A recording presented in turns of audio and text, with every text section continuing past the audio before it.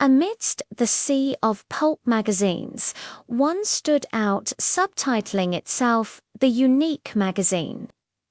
This was Weird Tales, a home for horror and the macabre. It truly found its footing when it received 5 stories from a strange, verbose author named H.P. Lovecraft. He had a fundamentally different view on horror. To him, true fear wasn't about bloody axe murders, but the suggestion of vast, unknowable monstrosities lurking just behind our reality, threatening to shatter our understanding of the universe. This idea of cosmic horror became a founding principle of the magazine.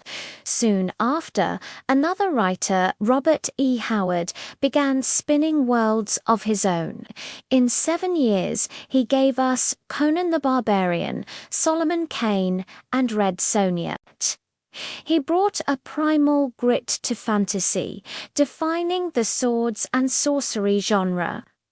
But Weird Tales also left a complicated legacy, publishing stories that cemented racist stereotypes and damsel-in-distress tropes, partly due to which covers sold the best.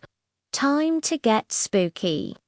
Amidst the sea of pulp magazines that washed over newsstands every day, one in particular stood out.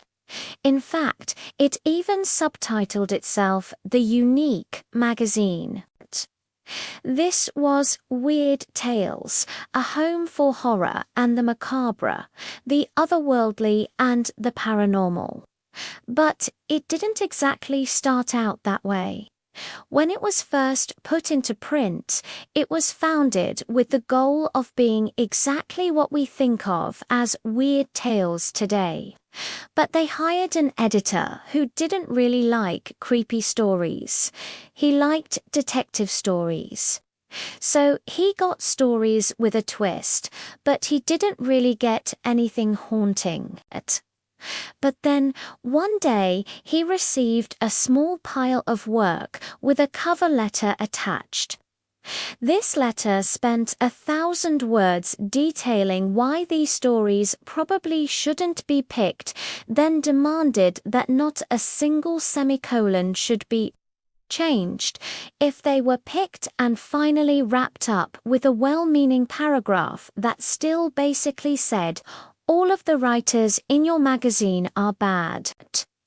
But it is quaint that they try this, of course. Was H.P. Lovecraft. He had sent Weird Tales 5 stories, including Dagon and the statement of Randolph Carter. In fact, it's from this letter that we learn the Randolph Carter character is a stand-in for Lovecraft, and that the whole thing was based on a dream he had. But it is also here that Weird Tales really begins, because that editor immediately offered to commission all 5 be sent. This moment is pivotal because, for all his faults, Lovecraft had a fundamentally different view on horror than anyone else at the time. In a letter to the founder of Weird Tales, he said, "What really moves the profoundest springs of human fear is something which suggests black, infinite vistas of cryptic brooding, half inscrutable monstrosities forever lurking behind nature. ... The supreme principle of this sort of horror is any suggestion of the major violation of some basic law of nature." This philosophy became a founding principle of Weird Tales. Lovecraft began writing to other regulars, and this idea took root that the thought our understanding of the universe could be wrong might be more frightening than mortality itself. Soon, Weird Tales got a new editor, and the Lovecraft circle expanded with authors like August Derleth and Clark Ashton Smith. Around this time, another writer, Robert E. Howard, began to spin out worlds of his own. Howard worked with the fury of a man hounded by demons and debt. In 7 years, he gave us Solomon Kane, Col the Conqueror, and, of course, Conan the Barbarian. He also wrote countless westerns, sea stories, and boxing tales. He brought grit and danger to fantasy, establishing the beginnings of grimdark. He moved sword-wielding away from medieval romances and made it more primal, more visceral. For many later writers, he was an object lesson in how to write an action sequence. His economy of prose was the opposite of Lovecraft's. He was laconic, where Lovecraft was verbose, but his work was more than just simple writing. Film, television, and comics have never really done Howard justice. His stories were a commentary on civilization, on the ruin he saw brought to his Texas hometown by the oil boom. His characters weren't just men of brutality, they were as smart as they were strong. Howard was also swept up by occult ideas like theosophy. His most famous tales are set in the Hyborian Age, an imagined time after the fall of Atlantis, but before our own recorded history. Here, he could mash together cultures, create magic, and play with ideas of elder civilizations. His work defined the swords and sorcery branch of fantasy. As financial burdens piled up, weird tales began to falter through the Great Depression. When Howard's mother passed, he tragically took his own life, cutting his career short, but leaving a legacy that would influence sci-fi and fantasy for generations. Weird Tales would survive past World War II, but its glory days were done. Still, its impact, and the impact of its writers, echoes down to us today.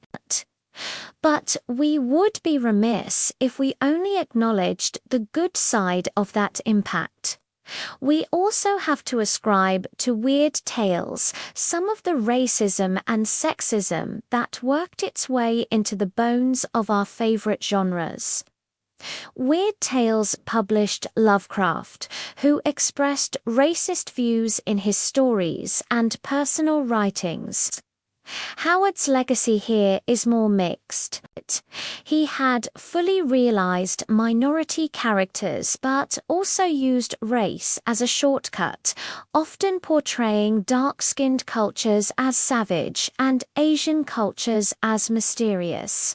This has inadvertently flowed through fantasy ever since, and it was also Weird Tales that helped cement our damsel in distress tropes and our chainmail bikinis. Even Howard, an avowed feminist for the time, wrote scenes of nearly nude, helpless princesses. This was largely because of the magazine's pay structure. Weird Tales, unlike other pulps, didn't shy away from nudity on its covers and paid more for the cover story. As you might guess, issues with lurid depictions of nude women tended to sell better. So, authors needing money could write such a scene to up their chances of getting that bigger paycheck. In the end, Weird Tales brought us things no other magazine could, with authors like Lovecraft and Howard. It brought us the weird, the spooky, the truly cosmic horror. But it also left a legacy of some of the more troubling elements still lingering in science fiction and fantasy. We'll do a deep dive on both Howard and Lovecraft someday, but for now, we must move on. Next week, noir and the idea of being hard-boiled. Thanks for watching, and see you next time.